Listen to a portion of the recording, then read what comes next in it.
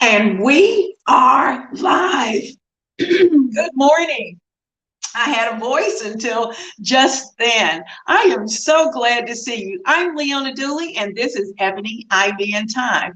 And today is Saturday, and we're in the kitchen.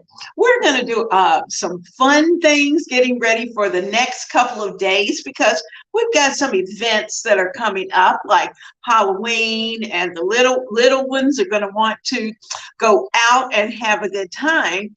And while they are out having a good time, we want to be able to put our dinner together in such a way that we can walk them around the neighborhood, let them get their treats, and then we can come back to a nice, hot meal. So that's what we're going to work on today. And we're doing it in advance because this particular dish needs a couple of days to be in the refrigerator so that all the flavors have a chance to go through it.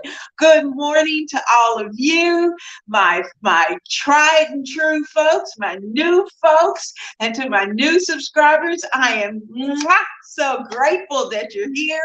My tried and true, let me give you a hug. Oh, it's Saturday morning. We need good hugs, don't we? Now, let's talk about it. I always prepare chili for Halloween.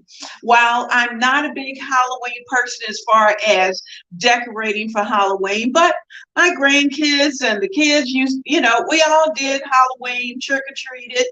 And I'll tell you about some of the things that we used to do that as a family to celebrate our the kids were celebrating Halloween. Now, first of all, let's start on our chili while we're talking. Now, I'm going to be working with, this is a pound of ground beef that I froze. I got it in a large family size and then broke it into enough, about a pound and a half, to be able to put in whatever meals it is that I'm going to prepare. So today is going to be yes, my induction cooker works. I think it was about, 2 weeks ago, we tried it and it just didn't work for us. Well, guess what? I figured out that it was user error because I had the wrong pot. When you're going to use an induction cooker, you have to have a pot that has a magnetic pull. And the pot that I was using didn't. I hadn't used it in a while and I forgot. So anyway, now we know. So we've got it on. We're going to get it going and get it nice and hot.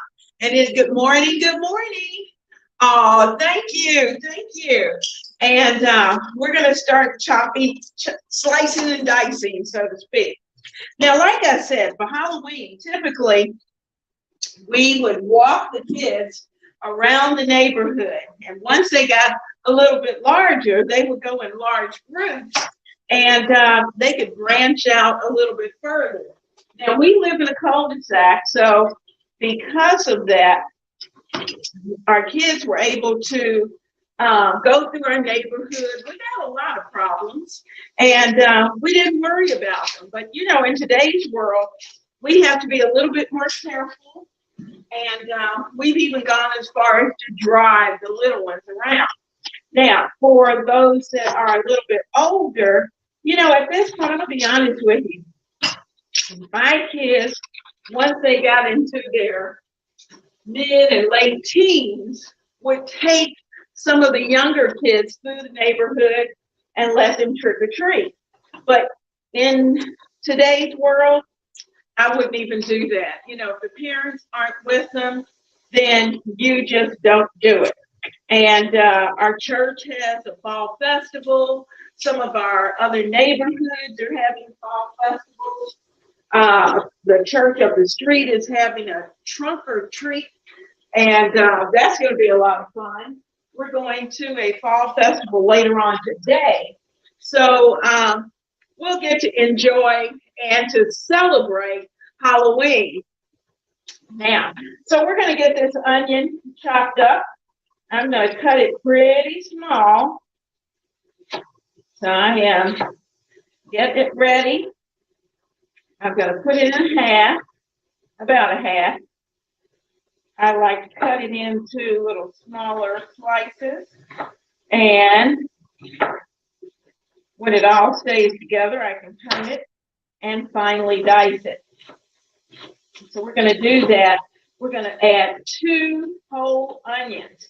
Now, if your family doesn't like a lot of onion, then you know what to do. You'll just cut back, but you do need some onion flavor. So if they're like some of my family members, if they see the onion, then they won't eat it. So sometimes I have to totally go and use just onion powder. And if that's the case with your family, then certainly you can substitute onion flour for the actual onion. So let me get this diced up a little more and get these going.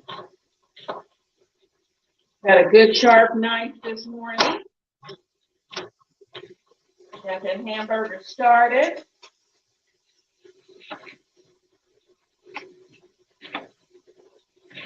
There we go. How are you guys doing this morning? Are you doing anything special? I stepped away for a few minutes from YouTube, just a couple of days, and I try to keep my Instagram account going, but I'll tell you some of the things that I got to do, got to see, and think about wouldn't have. I've had the best time. I got to visit the family, and I got to visit one of my cousins that I don't get to see very often. I got to go and visit his farm. And for those of you who are on Instagram, you will probably able to see that. We turn this down just a little higher than I want it. Okay. And I was able to go and visit his farm. And so over the next few days, I'll share with you some of the things that he did. But he has cattle. And let's see, what did I do with the salt? Oh, salt and pepper. Okay. Got my salt. Need a little salt in here. And it was just fun. I am a city girl. So I have never really been around cows other than at the grocery, and an occasional time I used to go to an organic farm and purchase meat and eggs and cheese and you name it, we got it at the organic farm. But their cows were so used to people that anybody could go and touch them and talk to them. They loved it. They would come to the fence and you could just have a good time and play with them. I used to take my grandson when he was little and let him get to see the cows. So that was always a lot of fun. And he was always so excited because, they're pretty good size, and before they go to market, they need to be close to 1,200 to 300 pounds. And so it's pretty heavy. And that's the typical size that cows are. So I learned a lot about cows and marketing those cows. So it really was a lot of fun and very educational. I picked up all kinds of information and it was just a good time. So anyway, we got all the onions cut and I'll put those in just a moment. Now, also today, besides prepping for Halloween, we're also going to make a pumpkin oatmeal cookie. And today, I don't know if you knew this, it is Oatmeal Day. It is National Oatmeal Day. Now, I'm sure that some people probably thought that National oatmeal day was just about eating oatmeal, but it's about using oatmeal whatever way you're using that oatmeal and for whatever reason. Good morning to all of you, and happy Saturday to you. So I'm just in the process of cooking this hamburger down, this ground beef down. And no, it didn't come from my cousin, but it came from Kroger. But anyway, we are in preparation for Halloween. For those of you who are coming in just a moment, not late, but you're just now getting in. So we have 2 onions that we've diced, and I'm going to use every bit of it because we like onion. We're an onion family. There we go. Got the onion in. Let's see if I can get this off. There we go. Throw that in. Get my paddle. We're going to stir all of this up. So this is our chili for a crowd. Now, what we're preparing today is not typical chili like you may fix or may eat. This is what we call, those of us who lived in Kentucky, we call it Cincinnati chili, because in Cincinnati's known for eating their chili either with pasta in it, spaghetti, or over spaghetti. And so we are going to, that's what we're going to do today. We're going to fix Cincinnati chili. So I'm going to put this away. And I'm going to rinse my hands off. See if I can get away from some of that onion smell. All righty. I think we're ready to go. Got all the meaty stuff out of the way. And we are certainly working this pot. Now I'm going to scoot this over a little bit. And what we're going to start to do at this point is start to add some of the spices. Now, I have spices that are in gigantic jars. This is my chili powder. And I'm going to get a tablespoon. And I'm going to add in I'm going to start with 2 tablespoons of chili powder. Now, they're going to be heaping tablespoons. There's 1, and there's 2. Now, I'm also going to put in cumin. Cumin adds a deep, smoky flavor that I love. Make sure I got the right thing, because sometimes other things look like others. So that's 1 heaping tablespoon and about a half. So I'm going to put that in because we have a lot of other stuff that's going to be going in there.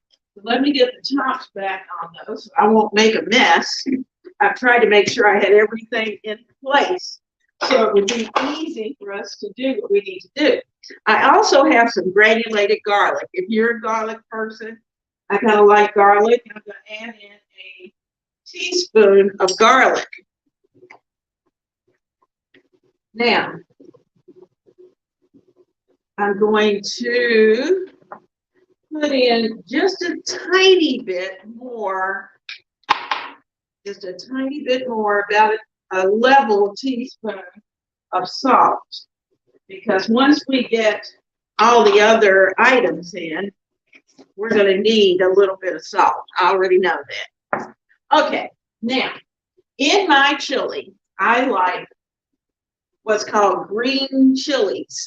And you can find it in the Mexican section of your grocery. So I'm going to put in 2 cans. Now, they're already diced, and it just makes it that much easier. So I'm putting in 2 cans. And it just happens that these 2 cans are pretty mild. You can get them medium and hot, but I didn't go with hot because I have some little people who are going to be eating. I will add just a pinch of red pepper flakes toward the end, but not a lot. If anybody really wants to pick up the heat, they can add jalapenos later. Okay, so I'm gonna give all of this a stir. Let it get into the meat and the onions. Ah, it smells. You know, the good thing about when you add that cumin just adds that smoky flavor that everyone loves. Now, all right, we got flavors in there. I'm giving them just a moment. Now, I'm going to add a can of crushed tomato. Crushed tomato. And this is a 48-ounce can that I'm adding in. And I'm going to keep my pan. In fact, I think I'm going to get a little water in it and rinse it out.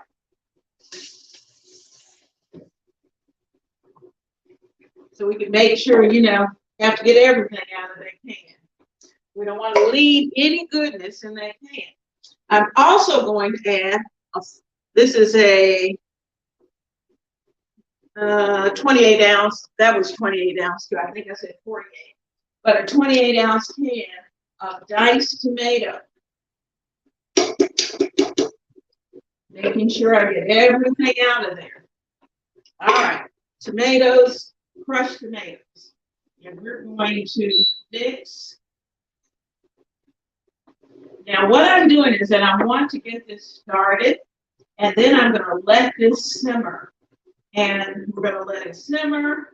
And I promise you, by Monday, oh my goodness, those flavors will hit on through this chili, and it's going to be so good. Now, I'll bring you a little bit closer in just a moment, but we've got a few other things we need to add.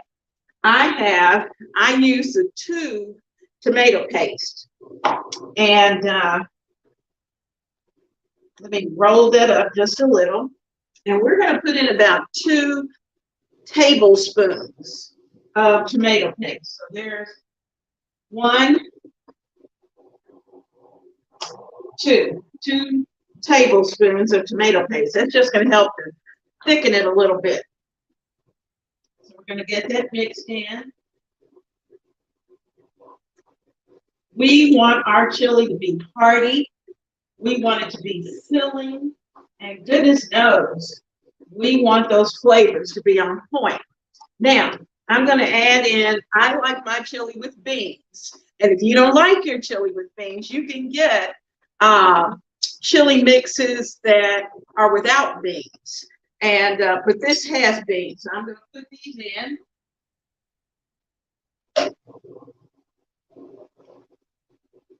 There's 1.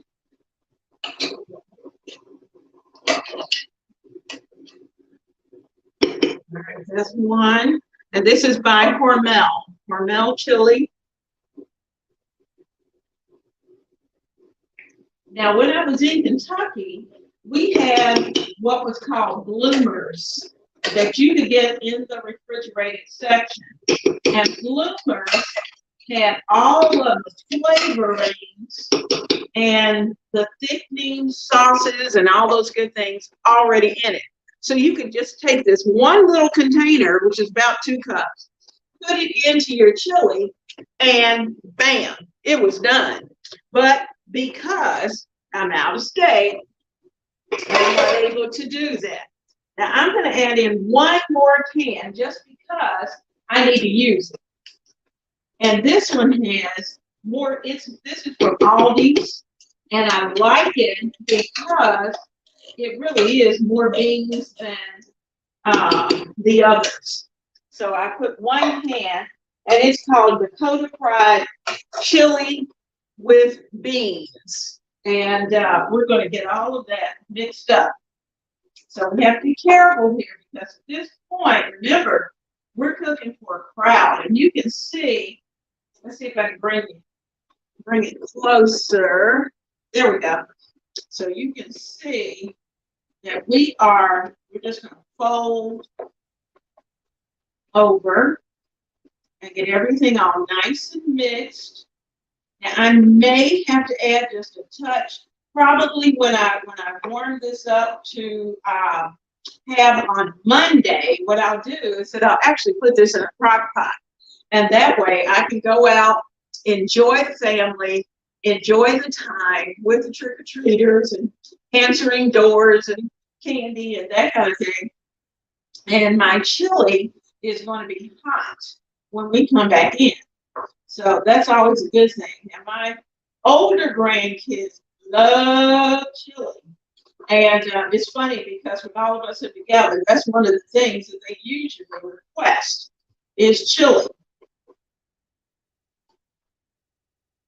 Now, let me grab a spoon.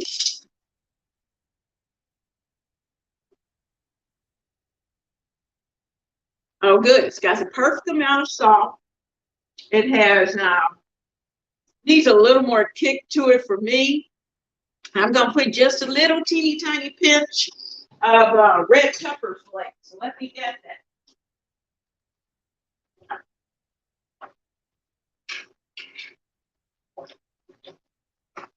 Okay, I got my red pepper flakes. I'm going to add just a little touch, just enough.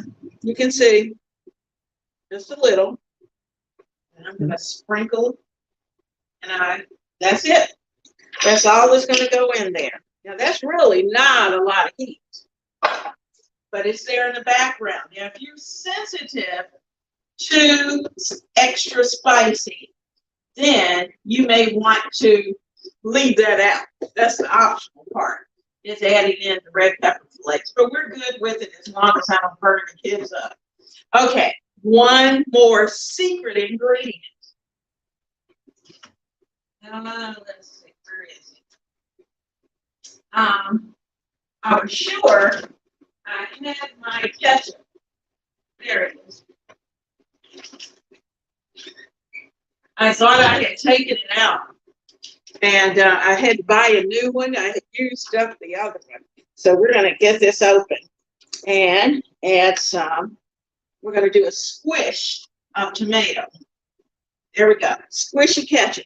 One squish. You see where that little squish is? And what that does is that, first of all, it takes away some of the acidity of the tomato.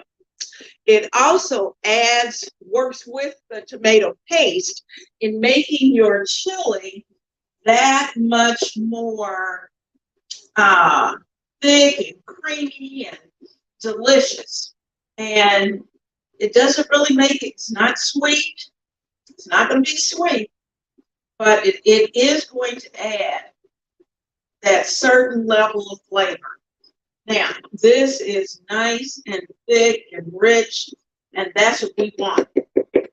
Now, I'm going to take the spoon out of that, and I'm going to turn this down to 3 and let that simmer for a little while over here while we're working on the cookies.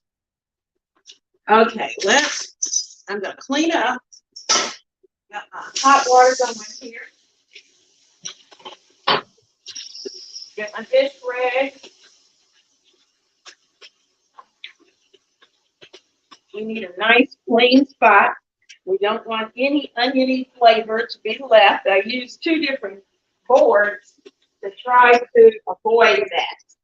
But I have nice soapy water here ready to clean up. Okay. So all of these, voila,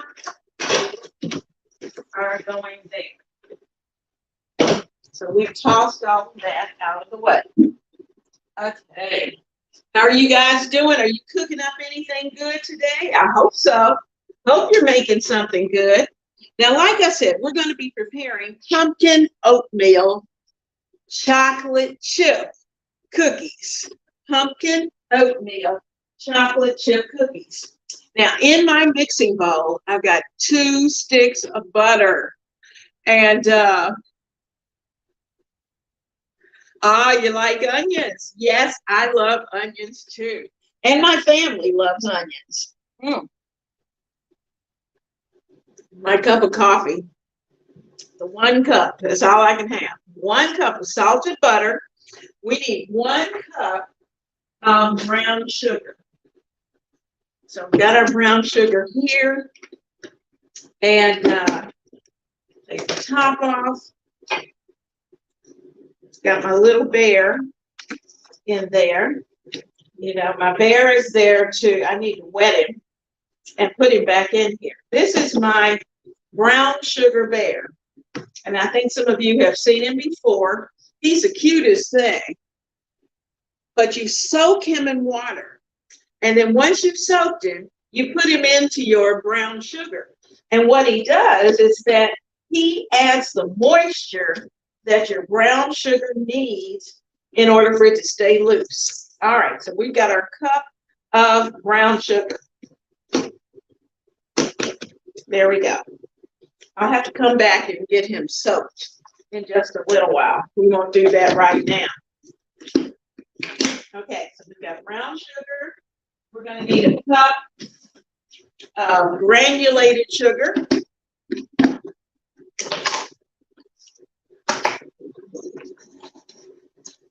You're going to be able to tell I haven't been in this sugar in a while.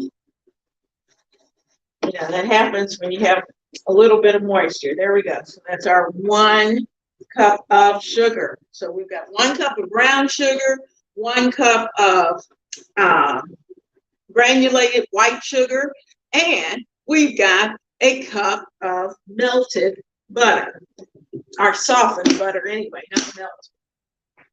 Okay, let's whip them up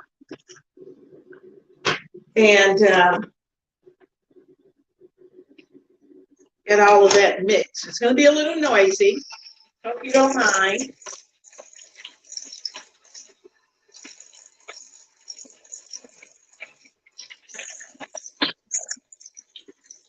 Now, you know, we try to use pumpkin as much as possible during the season while it's fresh. And sometimes, even when it's not fresh, and you have to use the canned pumpkin, I noticed at the grocery store yesterday that there was quite a bit of pumpkin still because it's the season. But, you know, after a while, you may not be able to find it. So try to pick up several cans of pumpkin because you can use it for an awful lot.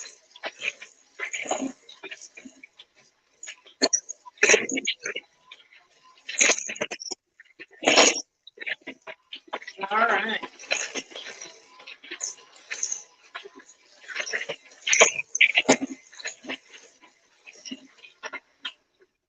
Now, we've got our sugars and our butter. We're going to add in our pumpkin pie spice. And we need about, let's see, 2 teaspoons of pumpkin pie spice. Let's see if we can get that in there. Yep. That's going to go. There's 1. And if you are a pumpkin pie spice person, you can certainly add a dash more. Or if you want extra cinnamon, then you can add extra cinnamon. All right, so we've got our spice into the bowl. We're going to add our pumpkin in. We need 1 cup of pumpkin puree. And I've got the pumpkin here. I'm going to add it into my measuring cup. So you may not be able to see this.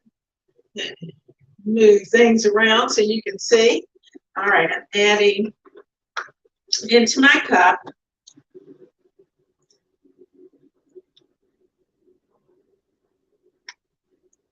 there we go.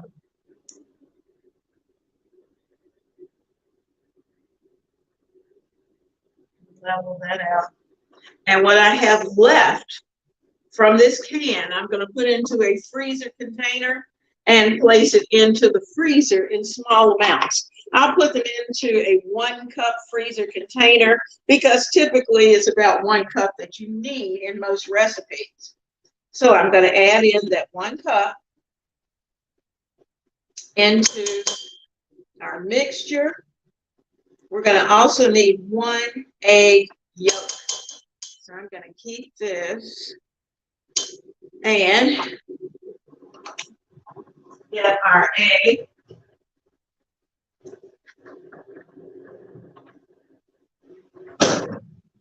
Okay. And we're going to separate it.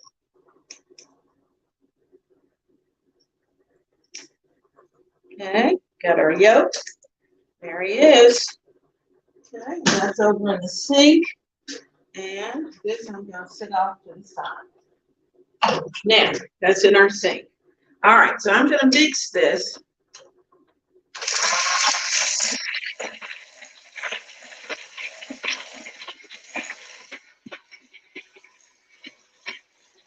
I'm using my spatula to make sure I pull everything in and off the bottom.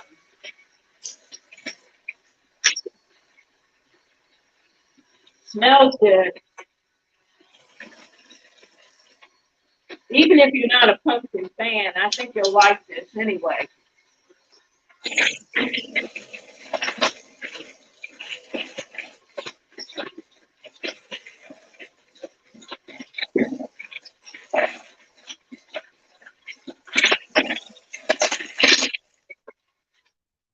All right, we're going to add 1.5 cups of flour. I'll put in my 1/2 cup. I'm going to put in my 1 cup.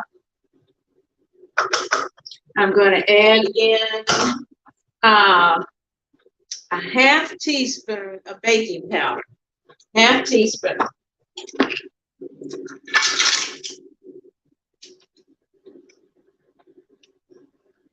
And you know, this is the time of the year to get a fresh can. And that's what I have, a fresh can of baking powder. Because when baking powder sits over the year, its efficiency goes down. Now, I need, I got baking powder.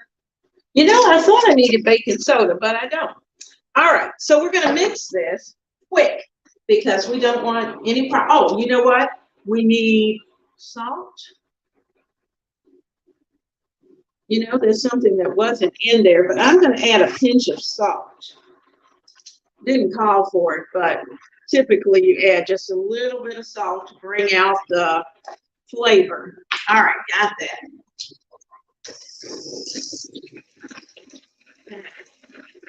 We're going to put all of that together. Come together pretty quickly. Now this is going to be a really thick batter. All right, we don't want to mix our flour too much. Now we've got our baking powder. We're going to need 2.5 cups of quick oats. And you know, quick oats is something that I typically don't have on the shelf. I used to have regular old-fashioned oats, but I made sure I had some today. All right, so we need 2.5 cups. Let's see, what have I got here? Okay, I've got that's a third, a 4th. All right, so we're going to do it this way. I'm using a 4th cup, so that's 1, 2, 3, 4. So that's 1 cup. 1, 2, 3, 4. That's 2 cups. And 1, 2. That's our 1/2 cup. All right, so we've got our quick oats in. And let's give this a mix. Let me stir a little bit over here because I don't want my soup to stick. Oh, it's just simmering away over here. It smells delicious.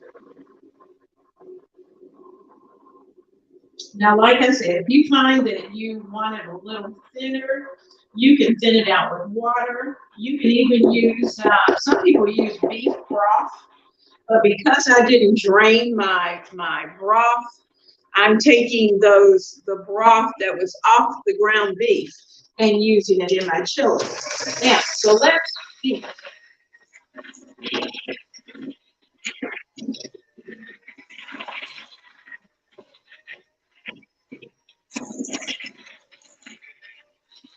Now, you know, under normal circumstances, I would prepare this and then put it in the refrigerator for at least an hour, so we would have time enough to firm up. And what happens is that when you're scooping out your cookies, they won't spread as far, and they'll hold their shape a lot better. So cold cookie dough is always best. But we didn't do that today. Okay, I've got my Nestle Toll House, and I'm using the semi-sweet chocolate morsels. So I'm going to get my scissors. I need about 1.5 cups. So we're going to have to do a little counting again. Oh, you know what? I'm going to use my glass. Here we go. There we go. Here's. So I think this is a one cup measure. Yep, that's 1 cup.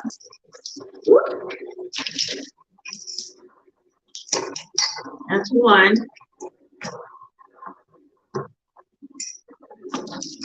And you can certainly put in extra if you like. I like the chocolate chips. Okay, I'm using about 3/4 rather than 1/2. Okay, that's in. And 1 stuck in the bottom. So that's for me.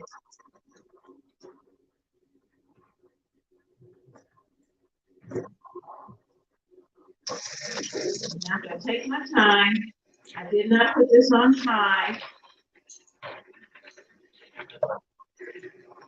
There we go. We're going to get this nice and mixed.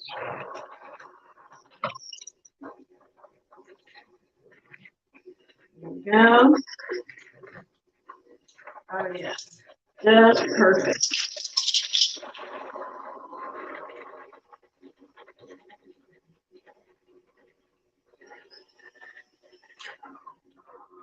All right, good to go. I'm going to take those out, pop those out. Kids aren't here, so nobody gets the beater. They're going in the sink. Yeah, sit this off to the side. It's out of the way. And bring the pan over for us to work with.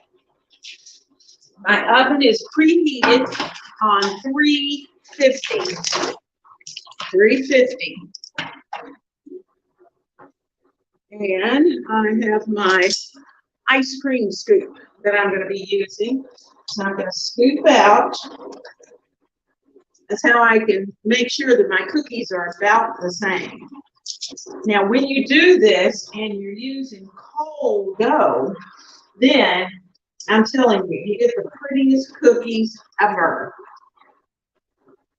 So we'll see how these do since our dough was not cold.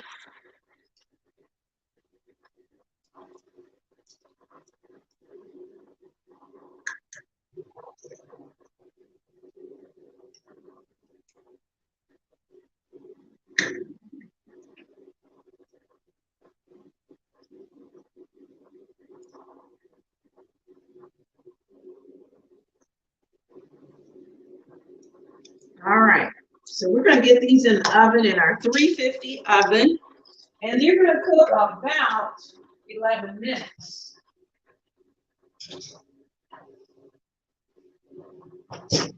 About 11 minutes. Let me put the timer on. Okay, so I won't forget. Now, I'm going to rinse my hands. Let's see if I have room enough in that bowl. And I'm going to put it in the fridge. Everything in there, all in the fridge. All this is going in the fridge.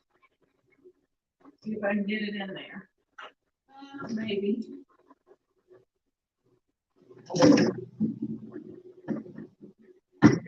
Just have to move things out of the way. There we go. All right, so we got that in. We got, Wow, guys, we have time to spare. I get to talk. I am not in the new kitchen. I'm in my regular kitchen. You know, most of the time, I think with India Princess, when you first started watching, it was during the summer. So I'm in a different kitchen during the summer. So this is my fall, winter, spring kitchen. And then for the summer, I get to go and play at our summer location. Oh, that cookie dough is awfully good.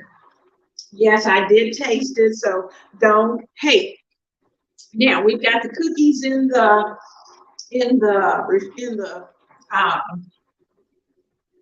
oven, and I'm getting some containers that we're going to put the pumpkin away. And you know, that's the nice thing about when you buy a larger can. I talked this week about buying family size, and I'm not sure you've seen that yet because I did put it up for it to come out. But when you're buying like your meat, anything that you can find that you can get a family size, typically you will get a better price. And you'll get a lot more food than just buying, say if it's just two of you and you only buy 2 pieces of chicken breast, then you're gonna probably pay a little higher price. So just get a family size, divide it, and then you're good to go. So I can see that between my 2 containers, I gotta even those out. So these 2 containers of pumpkin, so it really did come out to about a cup of pumpkin in each of these containers. And I love doing this because I've got a recipe that's out there on my channel for a pumpkin gingerbread. And I'm telling you, that is the best recipe ever. And I bake it in loaf pans so that I can slice it. And it is so pretty on your buffets when you're getting ready for the holiday. Plus, it smells so good that everybody comes over to try to figure out what it is because it's actually gingerbread, but it's made with pumpkin. So it has the slight oranginess of pumpkin, but has a deep brown look from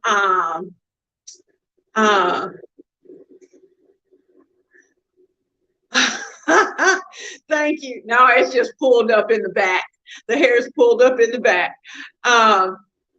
It has a deep brown. So pumpkin gingerbread is delicious. And I usually fix pumpkin gingerbread. I know I fix it all the time for Christmas. And my daughter-in-law usually does it for Thanksgiving. And so actually I got the recipe from her. She did it and it was so good. I knew I had to try it, and it was really good. Ronnie, you got a good question. Ronnie's asking, she says, after making tomato-based stews, do I soak my pot with soap to remove the tomato residue? Yes, I do.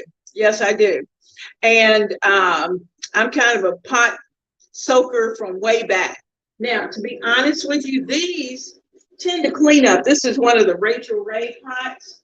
And it really does clean up very easily. But you know, sometimes you end up with the yucky tomatoey stuff that is around it. And I like to spray it with Dawn, or to just put some Dawn in it and let it soak for about 15 minutes or so. And it cleans up perfectly. I can't complain. Now I'm going to cut that down 1. Um, So thank you guys about the hair. I did it yesterday and was curled and probably a little too curly. So I thought, I think I'm gonna pull it up today, and just for something different, just a little different look. And but I do a lot of tomatoey dishes because we like tomatoes, and so. Because of that, I'm always soaking something. And too, if you have after you soak them and you poured everything off, then use your like a magic eraser. I go and get the ones at the Dollar Tree. They're only now $1.25, and I cut them in half. My daughter laughs because I cut them in half, so I'm only using a half piece, and just run it around the outside. It doesn't mar the surface of your pot, but it pulls up any extra residue. Or you can even take a little bit of vinegar and moisten like a paper towel and wipe it around the inside of your pot, and it will remove that residue. Kansas City, making banana bread this morning. Ooh, that sounds good. Sounds good. I love it. And the ones I don't want to talk against the more expensive brand of magic erasers because there's nothing wrong with it and it works. But even those I cut into pieces that's just large enough for me to hold on to, and that way I can extend the life of it. Because depending on what you're doing, sometimes your magic eraser starts to disintegrate and look nasty. Well, when it gets to that point, it goes in the trash. So I can pull out another piece. And occasionally I will even cut it into fourths so that I end up with not one magic eraser, but 4. And so then I can use those on the pots and pans. I do the same thing. Let's see if I have some down here.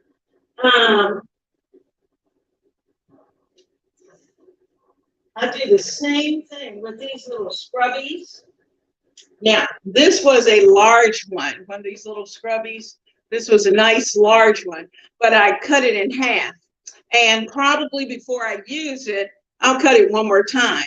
And that way it extends the life of it. So even though you're buying it at the dollar store or at Walmart or whatever, you want to get as much wear out of it as you can. And if you're cooking every day, you are going to, these little things start to look yuck. And you don't want to use it when it looks nasty. So because of that, you can throw a piece away without any guilty feeling whatsoever and get a clean one. And I keep these. I buy a couple of packages like I said, at the Dollar Tree, and I cut them into fourths, put them into a jar or some type of plastic container, and keep them under the sink. And that way I have them when I need them. Now, Monday, let me tell you about Monday at lunchtime.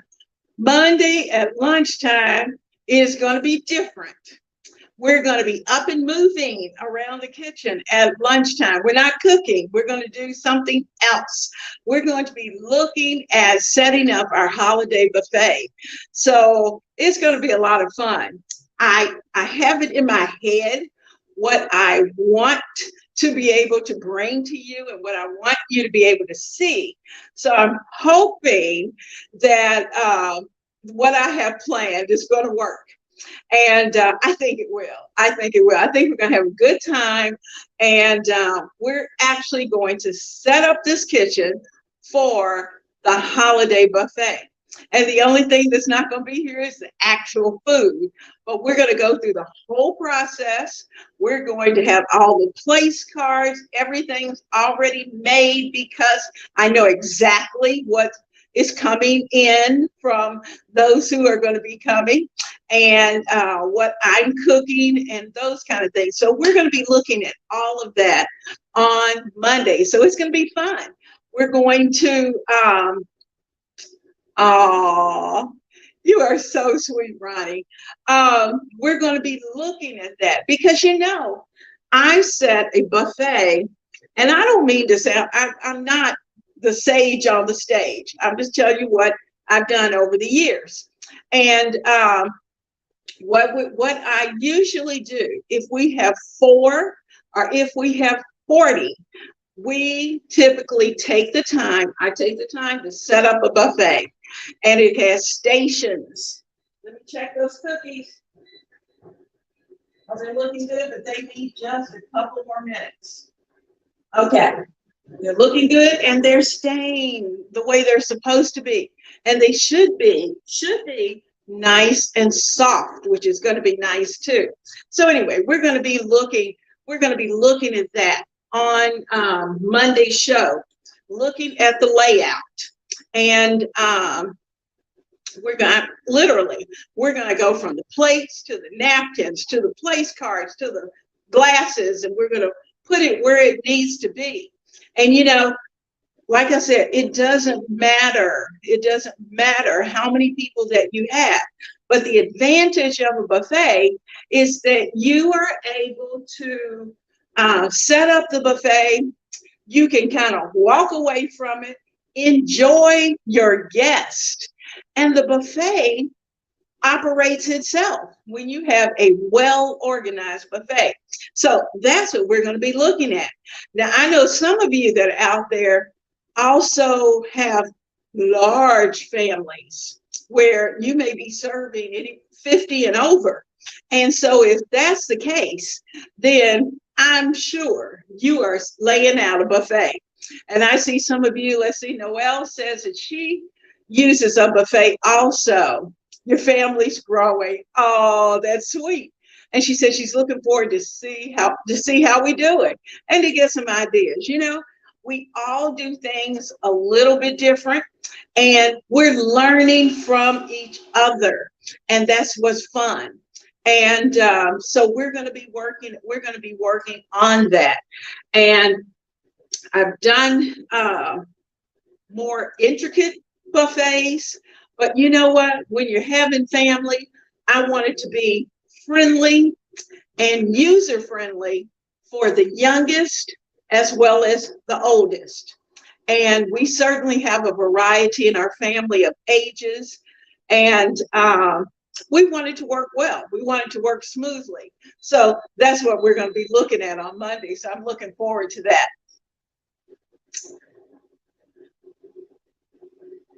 Baking soda, lemon juice, absolutely. I'm reading India Princess where she's using more natural. You know, India Princess, I love using vinegar, a little Dawn, a little baking soda, and our lemon juice. And yes, that does work. That does work. And you know, baking soda is great if you're trying to get residue off the inside of your pot. Moisten it and use it in your pot so it does not mar the surface. But don't scrub too hard because you don't want to mess up the surface of your pot. Because as gentle as baking soda is to our skin, and it's user-friendly for us, it's not always user-friendly for our pots. Let me check those cookies.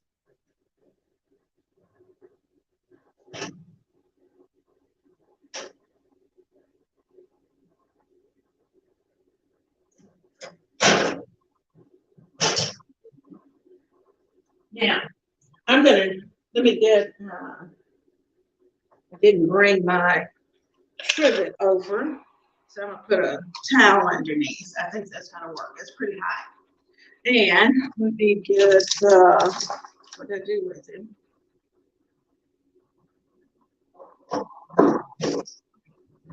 Now, when you're baking these cookies, something to remember is that when you're looking at them, they're not going to be extremely brown on the top. What you're looking for is for them to be brown on the bottom. So don't wait for the top to be brown. And you let them sit on your pan for about 5 minutes. Now, what I'm going to do, what I like to do, how many of you have brown paper bags? And when you go to the grocery store, at least one of your shopping trips, ask for brown paper bags because it is the best thing ever when you're baking cookies. Let me get one.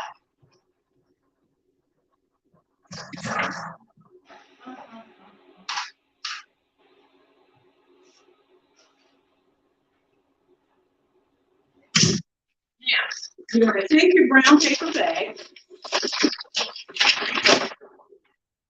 and you're going to cut it down the side.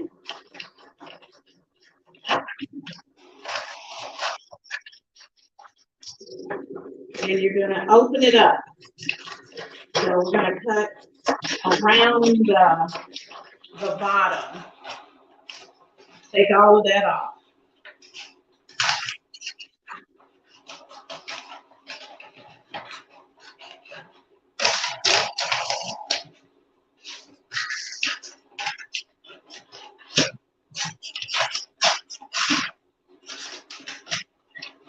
Okay, almost there. Now this is going to be enough, actually, for probably about 2 cookie sessions, like today, and then if you make cookies another day, you'll have enough of that too. Now,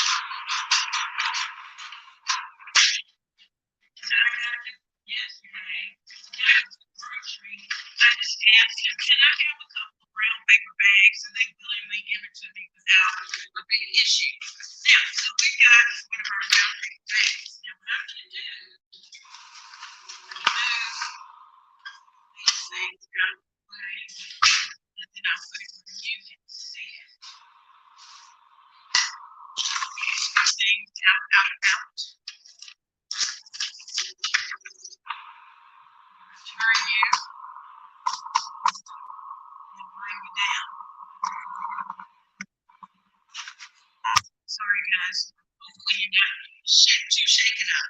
Now, this is a cookie that we were looking at a little while ago. It has a nice round bottom.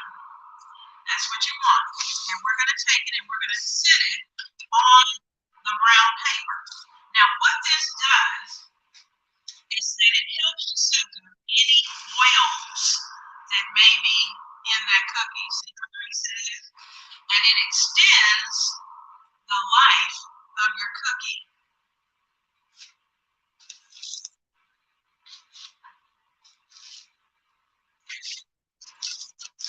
Now to show you mine.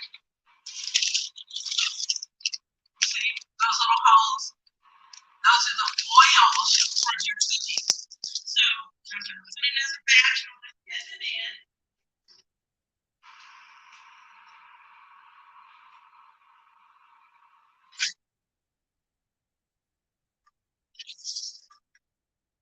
Okay, well that's much better. This has had a chance to get nice and cold.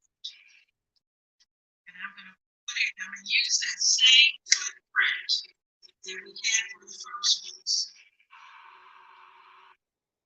Right in their spot.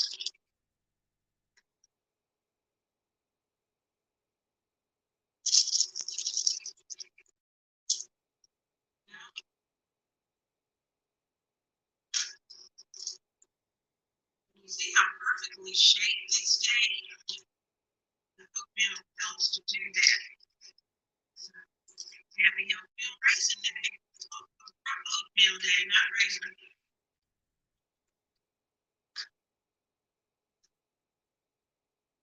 I'm such a creature of habit. I usually have oatmeal raisin cookies. Okay, 350 oven, exactly 11 minutes.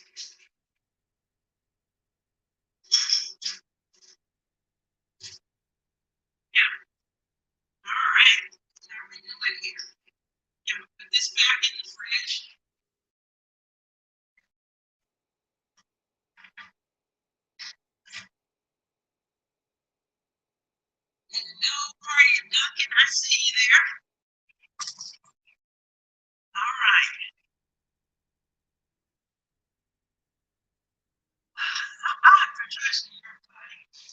Okay, let's take a look. Now I've got pasta already made for our chili, and give this a little stir, and then I'm going to turn this off because I don't want it to stick, and I don't want all of the liquids to evaporate. So let me get you back where our chili is our focus.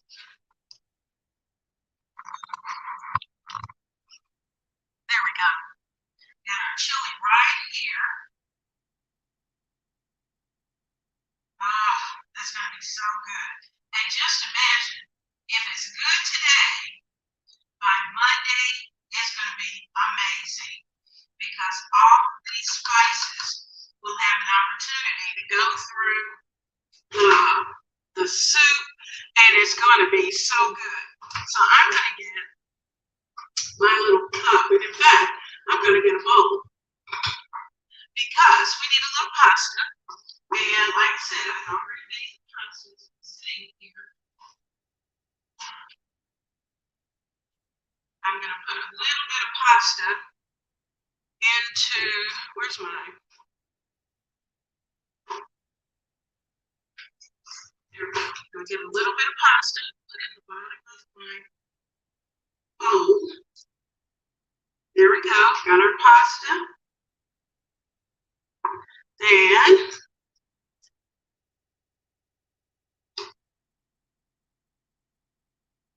I'm going to scoop my chili over that pasta. Yummy. Now you know what we need. I have a shredded mix. I didn't do it myself. I cheated. And this is a combination of cheeses. Let's see what else in here. We got Parmesan, Asiago, Romano, and Parmesan cheese. It's going to go right there on top. Yum, yum, yum, yum, yum, yum. That is going to be so good. So there's our Cincinnati chili. Oh yeah.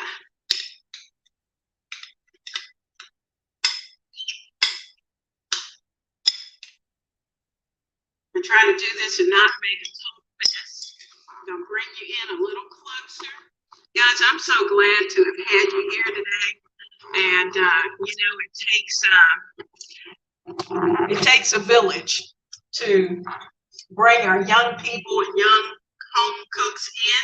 It takes all of us.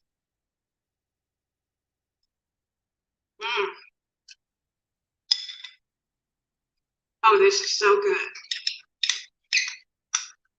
Now I like breaking my spaghetti up a little bit so it's not quite so messy and I don't end up with it all over. But you can see all of that is in there. That's our Cincinnati chili. We've made it for a crowd.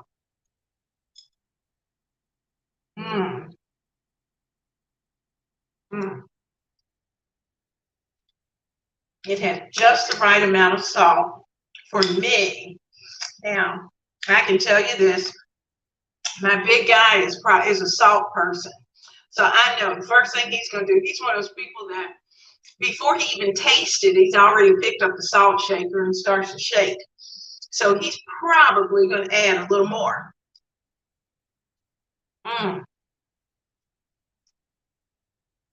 Oh, can you imagine? For us here where we are, it is supposed to be chilly and just a tad bit misty with rain on Halloween. So by the time we get back in from walking with our little trick-or-treaters that we have as a part of our family, we're going to be cold to the bone. And it seems like every Halloween for us, it seems we have rain. It starts off pretty, but then as the evening goes by, a little mist of rain starts to fall. And you know, I'd rather just pour because then we won't go anywhere.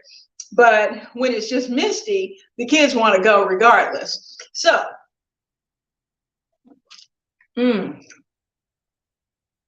yummy. So guys, this is an amazing dish. The chili's great. I'm going to put all the recipe into your into the description box so that you'll have it when you want to use it.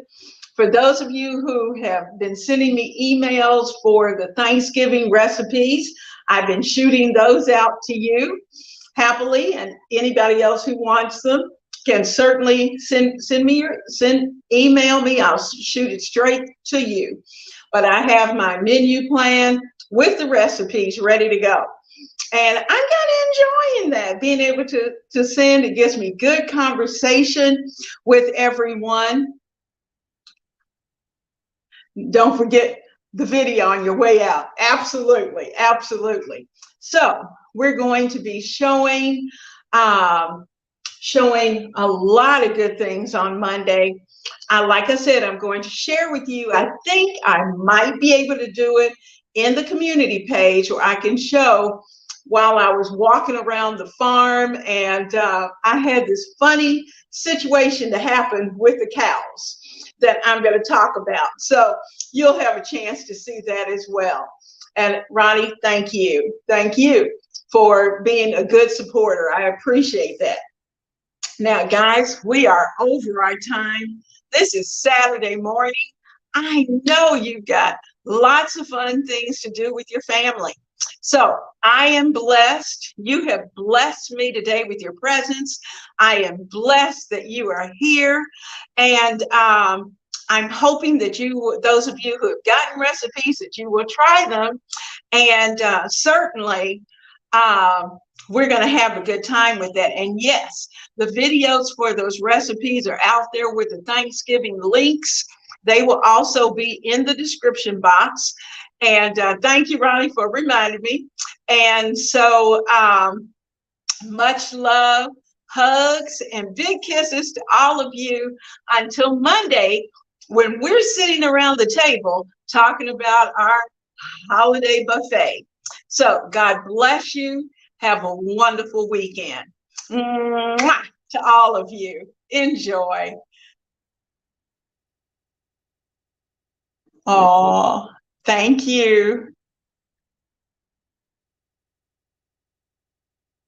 Thank you.